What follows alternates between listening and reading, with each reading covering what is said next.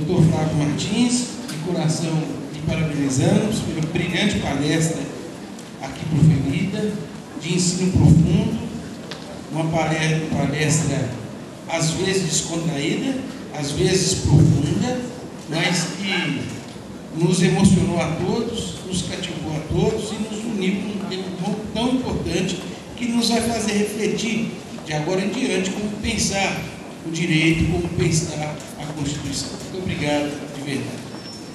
Agora, também sem maiores delongas, até porque o próximo palestrante é cruzeirense, já me confessou aqui, e terá uma questão difícil daqui a pouco, é de torcer contra o Papa. Né? Questão difícil, não queria para mim. Então, ouviremos agora o doutor José Luiz de Quadros Magalhães. Ele que irá nos proferir a palestra com o tema Multiculturalismo, Interculturalismo e Transculturalismo, em busca de um universalismo universal. O doutor José Luiz é graduado em Direito pela UFMG. Graduação que conquistou em Língua e Literatura Francesa pela Universidade de Nancy. É mestre e doutor em Direito pela UFMG. Atualmente é professor titular da PUC-MG, professor associado da UFMG e professor do programa de mestrado da Faculdade de Direito do Sul de Minas Gerais. É ainda coordenador do projeto Programa Polos da Cidadania da UFMG e coordenador regional, região Sudeste, da Rede pelo Constitucionalismo Democrático Latino-Americano. É também professor visitante no mestrado em Filosofia da Universidade Livre de Bogotá, do doutorado da Faculdade de Direito da Universidade de Buenos Aires, e foi professor visitante na Universidade de La Habana, em Cuba, e professor na Universidade Nacional Autônoma de México. Tem diversos livros e artigos científicos e jornalísticos publicados. Dr. José Luiz, a palavra é sua. Boa noite a todas e todos, né? Uma satisfação estar aqui, né? De novo sempre, né? Em Montes Claros. E a minha fala primeiro vai ser uma fala breve, por favor, controle meu tempo, porque tem o jogo da Academia do Futebol Brasileiro daqui a pouquinho, né? Então não vou, vocês podem falar, chega na hora da gente ir assistir. Aí eu termino imediatamente. E a ideia aqui é falar, eu acho que está um tempo legal, para a gente. A minha fala, na verdade, vai no sentido de discutir mais um capítulo do constitucionalismo, né? E a ideia é que nós discutimos o que hoje é chamado de novo constitucionalismo latino-americano, a partir de constituições. Esse é um movimento, eu coordeno hoje a região sudeste do Brasil, da Rede para o Constitucionalismo Latino-Americano. Nós somos hoje mais de 300 constitucionalistas em todos os estados da América e mais alguns. A gente tem recebido adesão, na verdade, ultimamente, do mundo inteiro. Nós temos um contato muito forte com a Universidade de Valência, também na Espanha, em dois constitucionalistas, né, que já vieram aqui, o professor Rubem Dalmal, né, o Roberto Luciano, que trabalham, assessoraram no processo de elaboração das constituições da Venezuela, do Equador, da Bolívia. E recentemente, no ano passado, né, esse tema chegou e despertou interesse também na Queen's University, né, em Belfast, em Oxford, né, em Londres também, África do Sul, Índia, enfim, é um tema muito interessante que nós chamamos, ou que está sendo chamado, né, de novo constitucionalismo latino-americano, que pode ter como referência inicial a Constituição Brasileira de 1988, quando ela traz os direitos de diversidade, o reconhecimento de direito, por exemplo, dos povos quilombolas, dos povos originários. Depois a Constituição da Colômbia, de 1991, que é uma referência também importante com relação à diversidade. Posteriormente, a Constituição da Venezuela, 99-2000, e especialmente as duas constituições mais recentes que estão chamando a atenção do mundo inteiro, que é a Constituição do Equador, de 2008, e da Bolívia, de 2009, que representam aí um novo capítulo do constitucionalismo, no sentido de aprofundamento no reconhecimento da diversidade. Só para vocês terem uma ideia do que representa isso, dos 193 estados que compõem as Nações Unidas, hoje todos eles têm pelo menos formalmente constituições escritas ao estilo europeu, com algumas exceções, Israel, Reino Unido, etc. Mas a grande maioria tem constituições formais, com separação de poderes e declaração de direitos. É óbvio, gente, que há uma grande diferença entre ter um texto constitucional escrito, né, ter a previsão de direitos e a efetividade desses direitos. É isso que o professor Flávio está colocando. Então, obviamente, você tem países que têm uma Constituição do papel, linda às vezes, mas sem nenhuma efetividade. Outros países com grau de efetividade relativo, outros com alto grau de efetividade. Mas uma coisa que é interessante é que esse discurso, a ideia da Constituição, da limitação do poder do Estado, da declaração e proteção a direitos fundamentais, pelo menos no discurso, né, que foi se espalhando, se espalhou para o mundo inteiro. Mas aí tem um dado diferente, o que representa esse, que a gente pode chamar de um novo capítulo do constitucionalismo a partir das constituições da Bolívia e do Equador. É que esses estados, em geral, adotam a forma de um sistema monojurídico. Ou seja, a gente vai pegar, na maioria desses casos, embora as sociedades sejam sociedades de extrema diversidade, pegar pelo mundo afora, pegar a Índia, né, diversidade enorme, China, né, Rússia, África do Sul. A África do Sul tem 11 idiomas oficiais, Angola tem 8 idiomas oficiais. No Brasil a gente tem mais de 300 idiomas falados aqui, só de idiomas indígenas, mas vários idiomas de imigrantes. Você tem municípios onde você tem 2, 3 idiomas oficiais. Acontece com Blumenau, por exemplo, vários municípios no Espírito Santo, onde tem o pomerano como oficial, ao lado do português, que é obrigatório. Enfim, vivemos uma imensa diversidade, mas essas constituições, até então, vêm reconhecendo esse direito, a diferença enquanto direito individual, mas não tem, ainda mantém um sistema uniformizador, que impõe um único direito de família, um único direito de propriedade, um único idioma e etc. Esse é o modelo moderno. O Estado moderno é um Estado uniformizador. Então, por exemplo, só para vocês terem uma ideia do que a gente está falando, no Brasil nós temos 200 milhões de habitantes e temos um direito de família. Assim como nos Estados Unidos, 300 milhões de habitantes e um direito de família. Nós temos aqui um direito de propriedade. Os Estados Unidos também tem um direito de propriedade. A Bolívia hoje tem 36 direitos de família distintos, convivendo no mesmo sistema jurídico. 36 direitos de propriedade distintos, convivendo no mesmo sistema jurídico. Bom, óbvio, a gente não vai, quando a gente fala do novo constitucionalismo, eu gostaria de convidá-los para visitar depois o meu blog. Vocês olhando no programa, meu blog é o meu nome, é só colocar ali no Google, ou então por joseluispazmagalhães.blogspot.com, vocês vão acessar o meu blog, que tem ali vários textos, tem 5 livros meus que esgotados, que eu coloquei disponíveis gratuitamente ali, tem vários vídeos de aula, vários textos, sugestões de livros e muita coisa sobre o Estado plurinacional e sobre esse novo constitucionalismo latino-americano. Mas para a gente entender o que representa esse novo constitucionalismo latino-americano, e especialmente a ideia central que eu quero trabalhar com vocês, que é um dos vários pontos de ruptura do novo constitucionalismo, que é a ideia de interculturalidade e transculturalidade, é necessário a gente voltar um pouquinho no tempo, fazer. Isso é fundamental, essa localização histórica ela é fundamental para a gente entender onde a gente está, o que a gente pode construir de agora em diante. Sempre lembrando algo que é fundamental, que é o que? Nós somos donos da nossa história. Então não acredite naquela baboseira. Teve um cara aí, norte-americano, que lançou esses livros de aeroporto, que faz muito sucesso, vem do mundo do aeroporto. Não confie muito nesses livros de aeroporto, não, que é o Francis Fukuyama, e que ele falou que chegou o fim da história. Não chegou o fim da história, não tem como chegar ao fim da história. Se chegar ao fim da história, tinha que acabar, ou pelo menos a história da espécie humana tinha que acabar a espécie humana. Não tem outro jeito de acabar. Ou seja, o que a gente está... de acabar com a história. Nós estamos hoje, sabe, nós estamos num planetinha pequenininho, no rabo da galáxia, viajando a milhares de quilômetros por segundo, num universo em expansão, onde tudo muda permanentemente e inevitavelmente, e onde nós mudamos permanentemente. A gente saiu de casa de manhã, encontrou com as pessoas, viveu, a gente está mudando biologicamente, a gente está mudando psiquicamente, a gente está aprendendo, às vezes desaprendendo, mas a gente está mudando, quer queiramos ou não, e isso é inevitável. Nós somos seres históricos, e a gente aprende a partir da física, especialmente da física quântica, todo o universo é história, e todo o universo está em permanente processo de transformação. Isso é uma má notícia dos conservadores. Não quero que mude, não quero que mude. Meu amigo, não adianta. Vai mudar, você queira ou não. Agora, para onde vai mudar depende de nós. Se a gente acredita que nós podemos mudar, né, nós vamos influir nesse processo de transformação da nossa sociedade e de nós mesmos.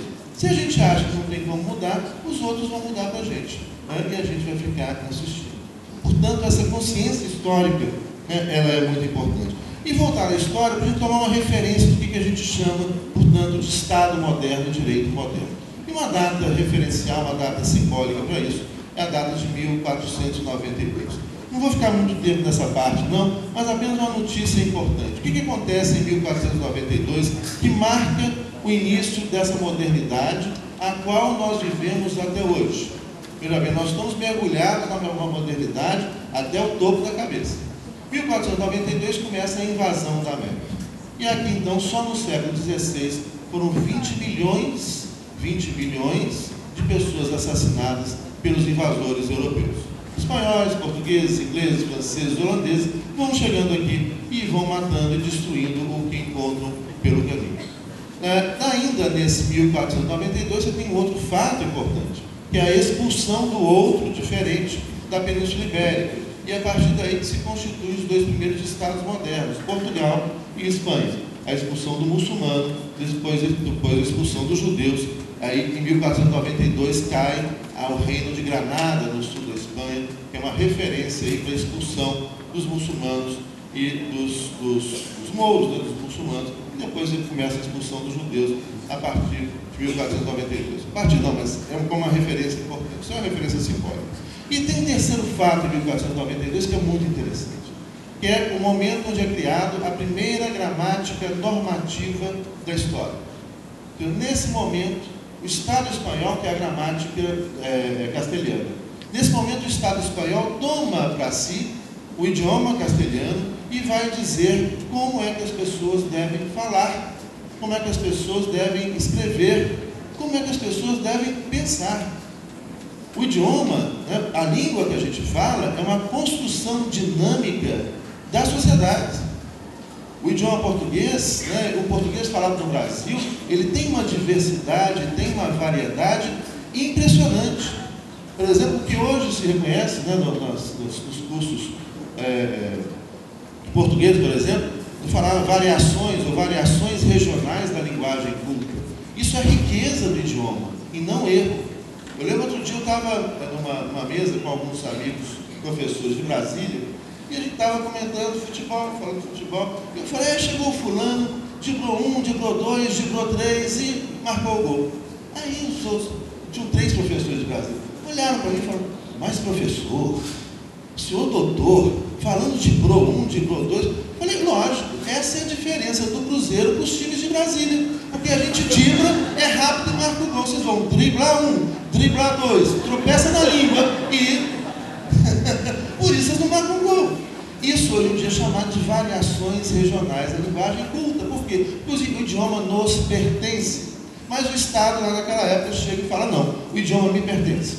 E agora tem um jeito certo de falar, um jeito errado de falar, e mais, o Estado vai dizer qual que é o significado das palavras, como que as frases devem ser construídas. E, portanto, ao fazer isso, vai começar a dizer como que nós vamos pensar. Uma coisa interessante, eu tenho um dicionário francês que eu ganhei quando eu nasci, em 1962, tenho 51 anos, faço já, conto logo, não ficar fazendo conta aí, advogado é bom, de matemática não, Então, olha, tem 51, vou fazer 52 agora, 15 de julho. Quando eu nasci, um amigo do papai, que era francês, me deu um dicionário francês. Esse já ficou guardadinho lá, até que alguns anos atrás eu resolvi folhear. Comecei a procurar o significado de algumas palavras, foi até uma palavra que eu estava estudando, que é o tema central dos meus estudos e pesquisas hoje, que é a questão da colonialidade, da descolonialidade, da diversidade. E aí eu fui lá atrás da palavra colonizador. Quem é o colonizador? Olha que interessante, está lá no dicionário, que os estudantes franceses, a edição desse dicionário de 1956, está lá nesse dicionário que os estudantes franceses usam. Quem é o colonizador? Está lá. Povo civilizado que leva cultura, direitos e desenvolvimento para os povos bárbaros e selvagens do mundo. Olha que barato, gente, não é? O Estado atribuiu o sentido e falou, olha, o colonizador para nós, o colonizador para os 20 milhões de indígenas assassinados no Brasil, O colonizador, os 3 milhões de congoleses assassinados no Congo no século XX, o colonizador efetivamente não é aquele que leva cultura, civilização e desenvolvimento. Mas uma criança francesa, assim como uma criança norte-americana aprende até hoje na escola, nós estamos levando direitos humanos para o povo iraquiano. Tem um dado muito interessante, você sabe quantos iraquianos morreram desde que começaram o bloqueio econômico, depois da invasão norte-americana? Isso aí final da década de 90, invasão em 2003, elas vão aí quase 20 anos. Sabe quantos iraquianos morreram porque os Estados Unidos resolveu levar democracia e direitos humanos para eles? 500 mil. Sabe quanto tempo que o bárbaro Saddam Hussein, não estou defendendo o Saddam Hussein aqui não, de jeito nenhum, mas você sabe quanto tempo o Saddam Hussein ia demorar para matar 500 mil iraquianos, aquele ditador feroz? Você tinha na época que os Estados Unidos invadiram, tinham 15 mil presos políticos e desapareciam por ano na ditadura de Saddam Hussein. Não estou defendendo Saddam Hussein, mas desapareciam por ano 300 pessoas, não tem que desaparecer ninguém, óbvio. Mas se a gente somar quanto tempo levando o Saddam matando 300 pessoas por ano, quanto tempo ele ia levar para matar 500 mil? Eu faço as contas depois lá. Eu acho que eu fiz essa conta outro dia, dá uns 1.666 anos. Por aí. Até o número 666 já sugere, né, toda essa maldade. Dá uns 1.600, por aí. Ou seja, ia precisar do Saddam Hussein, do filho dele, do neto dele, do tataraneto dele e assim por diante. O que é simplesmente discurso, é óbvio. Alguns inocentes norte-americanos ainda acreditam que estão levando direitos humanos e democracia. Mas efetivamente o interesse são outros, riqueza, petróleo, etc. O que a Europa já faz com a gente há 500 anos. Então, para justificar isso, ou seja, os europeus invadem a América, depois invadem a África, invadem a Ásia, invadem a Oceania. Para justificar isso, eles têm que construir uma explicação. O cara chega aqui, tem um frei Bartolomeu de las Casas, no século XVI, escreve um livro, ele fica completamente apavorado com a violência que os espanhóis praticavam aqui. Ele falava, olha, os espanhóis, eles faziam fila de pessoas para ver quem conseguia arrancar a cabeça do corpo com um único golpe de espada. Ou então faziam fila de pessoas para ver quem conseguia partir ao meio uma pessoa. Brincava, além de escravizar, ele cita, o Bartolomeu de las Casas cita que as mulheres indígenas eram ordenhadas para poder alimentar seus filhos. Então tinha índio para escravizar, tinha índio para matar, tinha índio para brincar, tinha índio para estuprar, tinha índio para tudo. E o Bartolomeu de las Casas fala, nossa, que horror, e volta para esse banho assustado, para ter uma conversa com o rei, né, e com o Papa, onde tenta reverter essa situação. Mas pouco tempo depois tem outro teólogo espanhol, ele não é padre, que é o Juan Ginés Sepúlveda, que vai começar a desenvolver algumas teses falando que não tem problema nenhum fazer isso com os índios. Sabe por quê? Porque os índios não são seres humanos. Os índios não têm alma. E aí os europeus começam a construir toda uma justificativa filosófica, inclusive para dizer que nós somos melhores, nós somos mais, e os outros, os africanos, os asiáticos, os indígenas, são menos gente, não têm alma. E um filósofo que contribui, né, radicalmente para isso é o que talvez é considerado por muitos como o grande primeiro filósofo da modernidade, René Descartes. O que Descartes faz? Ele separa alma de corpo e fala, nós somos, né, a razão é essencialmente a nossa alma e é separada do corpo. E isso começa a justificar. Então você tem corpos escravizáveis, tem corpos que podem apanhar, tem corpos que podem ser estuprados, torturados, e tem corpos com alma, e aí esses não podem. Essa justificativa de Descartes vai continuar com outros filósofos modernos que sustentam a hegemonia europeia, entre eles Hegel. Hegel vai falar, vai ajudar a construir um outro conceito, que ainda hoje, infelizmente, ainda é ensinado em muitas escolas do Brasil e pelo mundo afora, de linearidade histórica.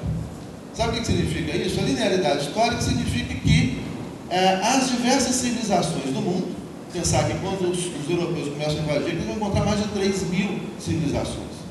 Só hoje no Brasil já tem mais de 300 idiomas, já falei isso? Indígenas, fora os idiomas dos imigrantes. Mas a linearidade histórica vai falar o quê? Essas civilizações estão em graus distintos de evolução. E a civilização que está no auge é a civilização germânica, o norte da Europa.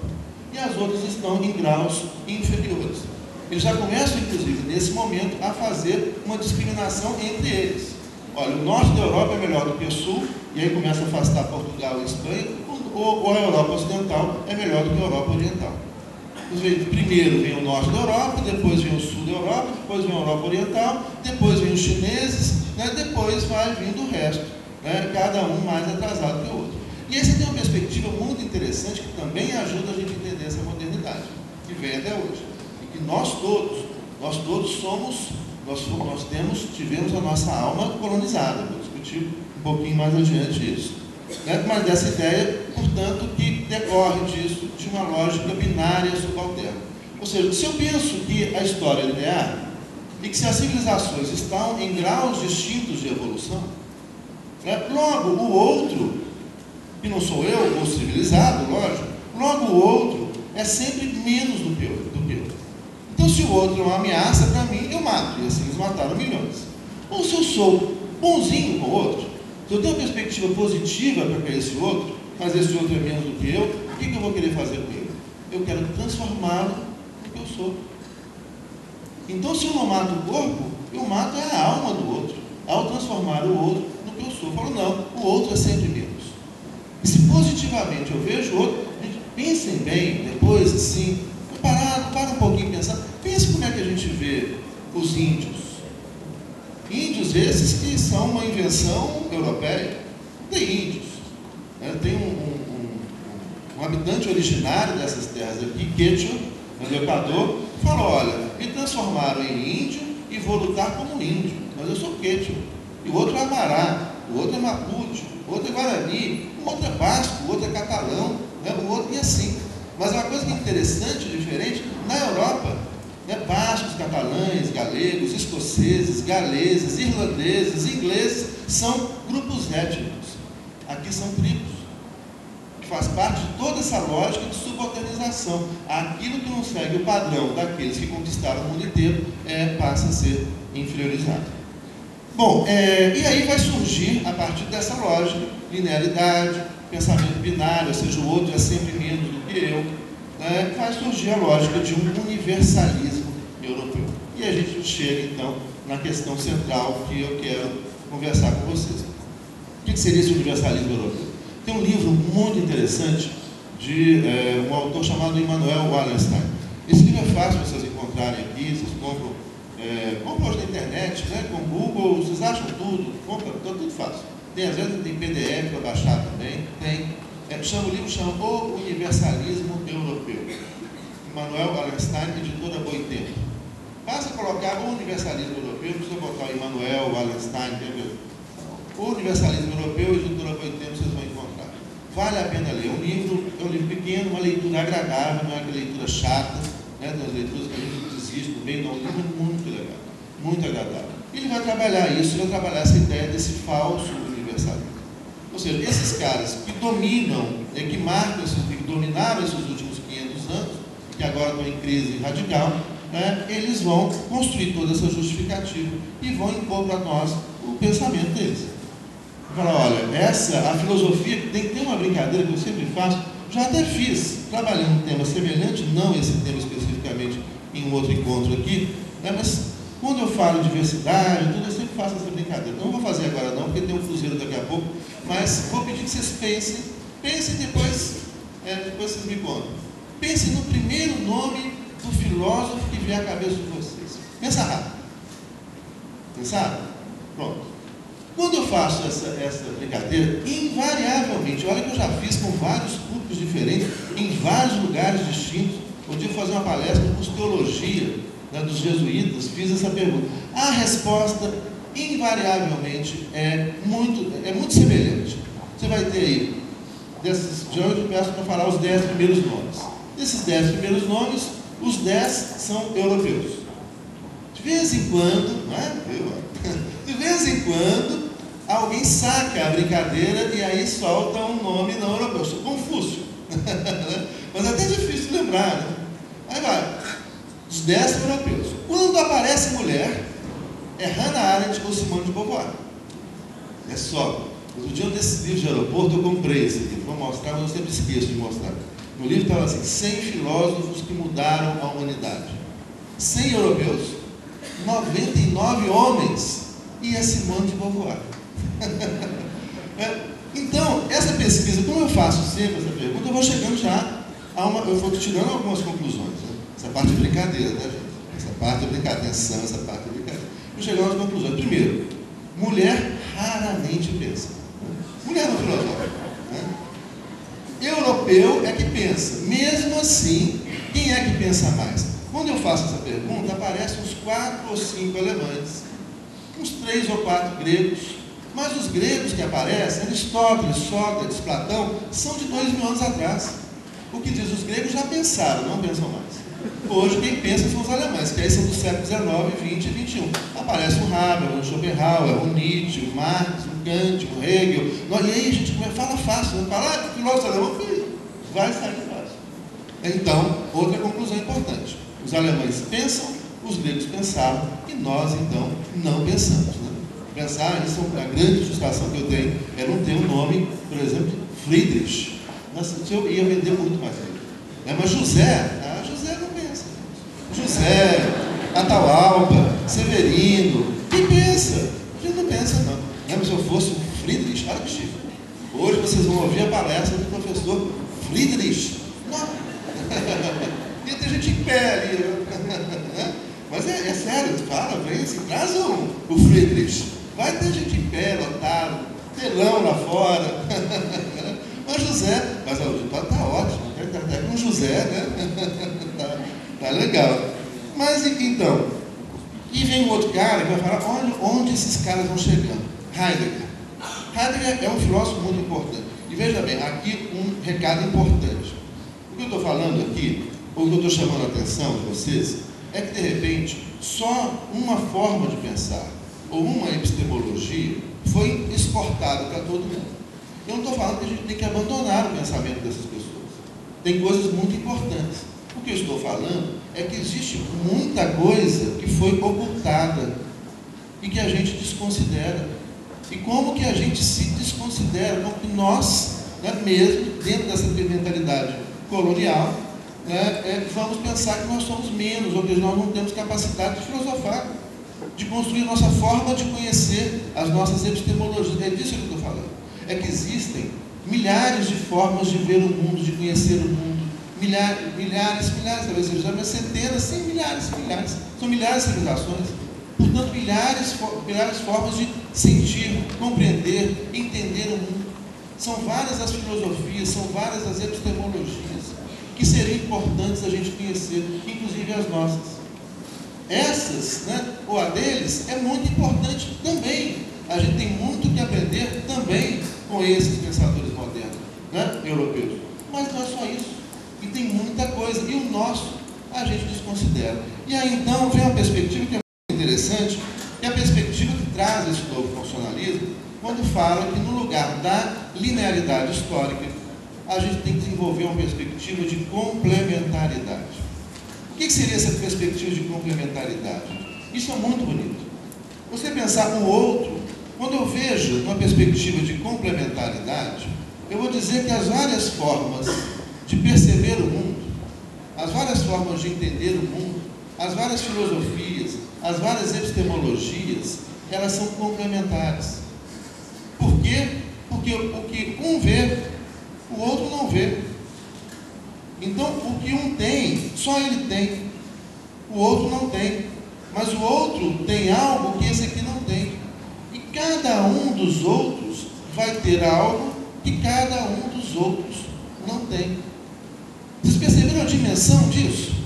Eu estou trocando uma perspectiva mono, restrita, pequena, onde o mundo é só esse mundo aqui, que é válido, para uma perspectiva de que esse outro agora não é menos do que eu.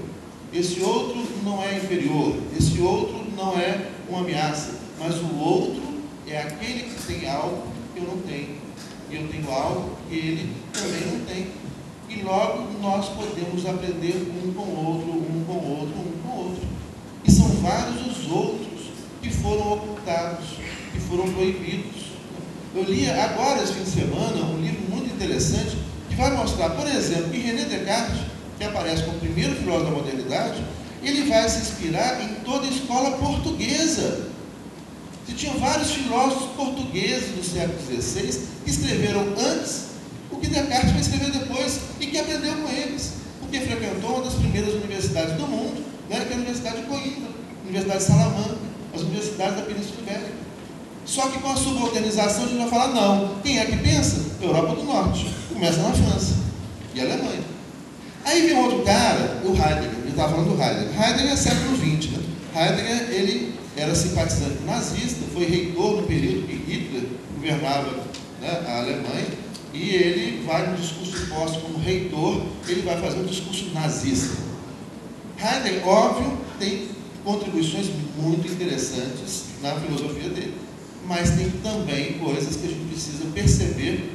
Sabe, o Heidegger, ele vai trazer uma ideia de um racismo epistemológico. Ele vai dizer que a forma de compreender, de pensar dos alemães é melhor do que a de todo mundo. Ele dá uma entrevista na Der Spiegel, né, onde ele fala que a língua alemã é a única língua que permite filosofar. Ainda dá uma estocada nos franceses, fala, quando o francês vai pensar, pensa em alemão, porque nós pensamos melhor do que todo mundo. Olha a arrogância do cara, gente. E olha que o cara não conhece as milhares outras formas de pensar. Se ele tivesse estudado chinês, persa, alemão, os 300 idiomas originários que tem no Brasil, mas não sei quantos milhões de idiomas, né? Se tivesse estudado o catalão, o basco, o galego, né? O gaélico, o escocês, o gaélico